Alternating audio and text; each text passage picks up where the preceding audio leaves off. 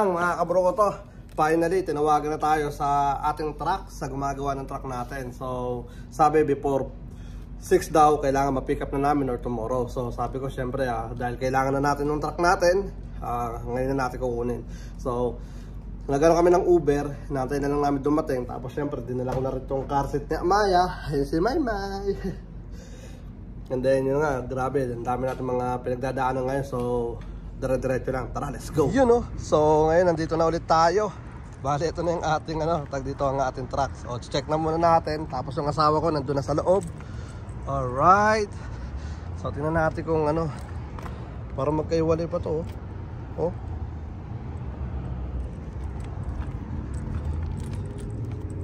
Hindi, okay lang. But yeah, pasok na muna tayo para magkabayaran.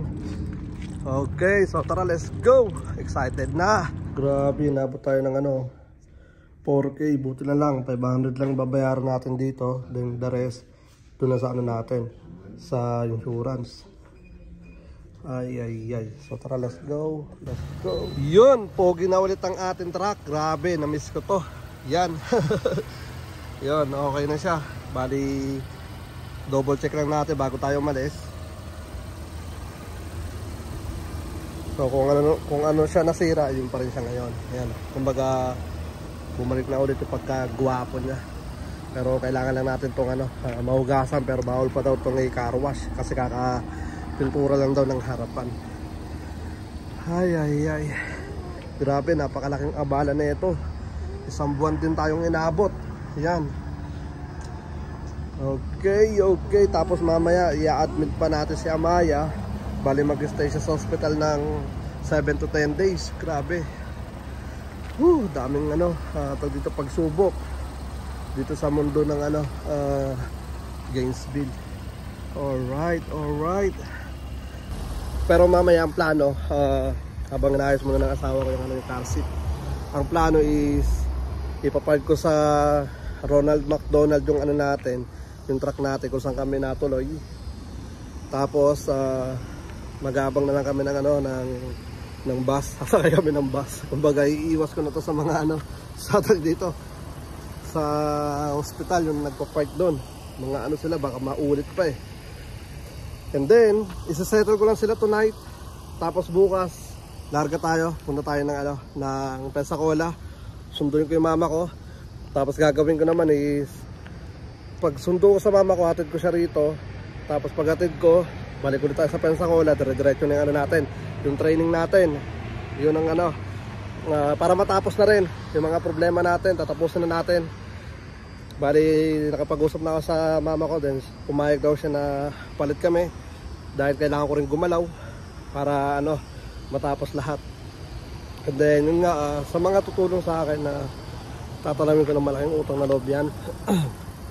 Grabe kasi tag dito, wala tayong trabaho ngayon. Yung asawa ko wala din.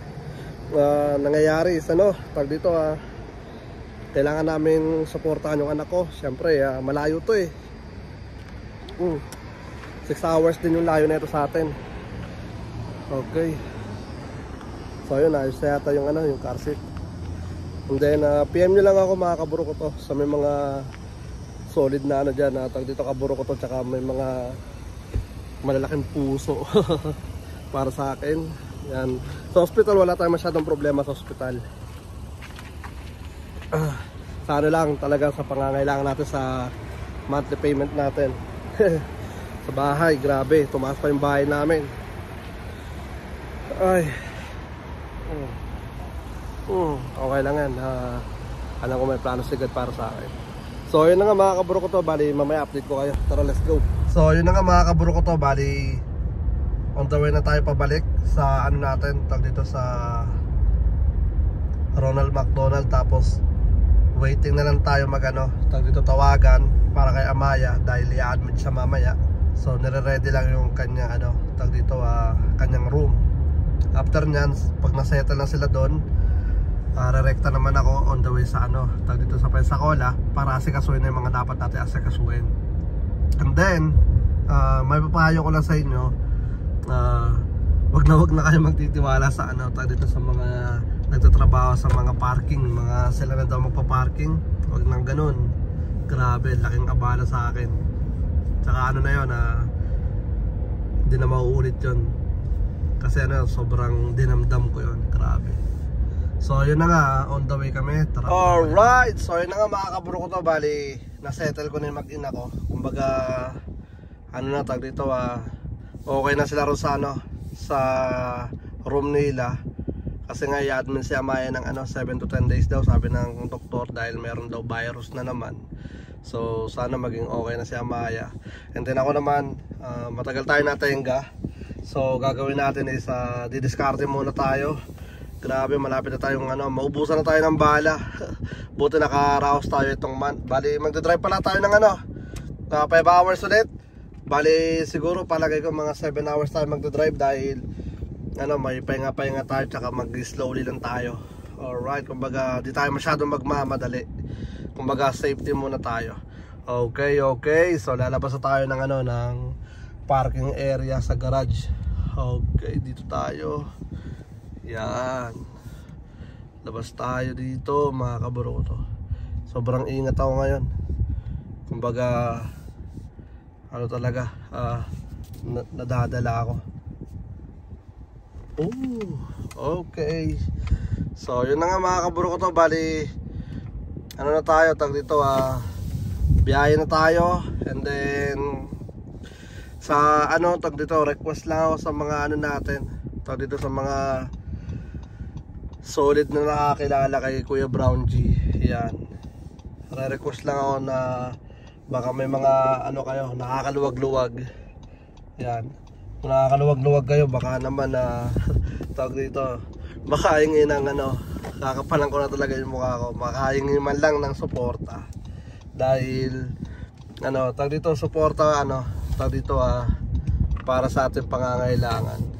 So ilalagay ko sa link, ilalagay ko sa video yung link natin, na baka may kaburo ko to tayo dyan na sobra-sobra, baka lang. Yeah, kasi kailangan ko sabihin to dahil ano sa totoo lang, nahiya ako. Pero kung di ko sasabihin, hindi nyo malalaman na nangangailangan ako ngayon. Yun lang, para sa baby ko. Sa hospital wala tayong problema, pero sa mga bills, grabe, dun ako nangingiyak.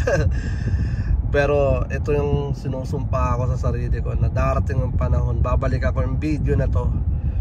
At malaking ano to talaga sa akin. Kumbaga malaking, ang tawag doon, malaking ano to, aral, kumbaga ganyan.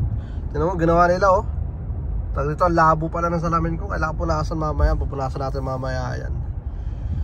So yun na nga, bago tayo mabuhusan ng ano, ng ating tag dito, dito nga tapat.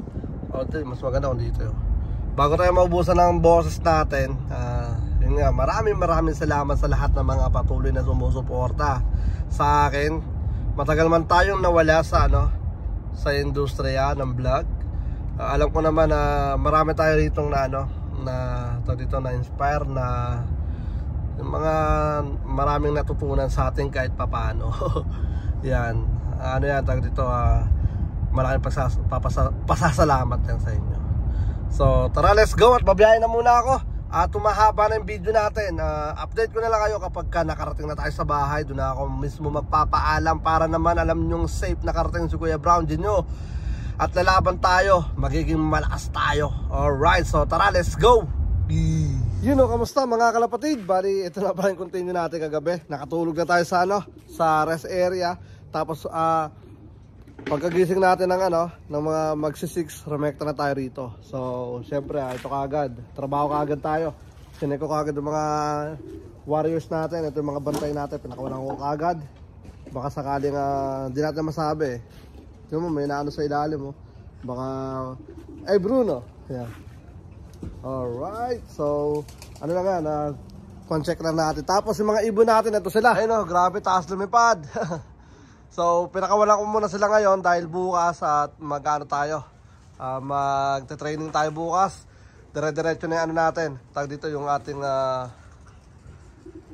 training. So plano ko, iti-training ko sila ng 51 miles. Tapos rekta tayo sa sa tag dito. Si Mama, yatid natin sa Gainesville after natin mag-training. Alright, so yun na nga mga kaburo ko to. Bali hanggang dito na lang muna yung video natin. At mag-ano muna tayo, magkakape muna tayo. So, yeah, hanggang sa muli. Maraming salamat sa lahat ng mga patuloy na sumusuporta. Ako nga po pala ulit si Brown G at welcome sa akin channel. Peace out, let's go!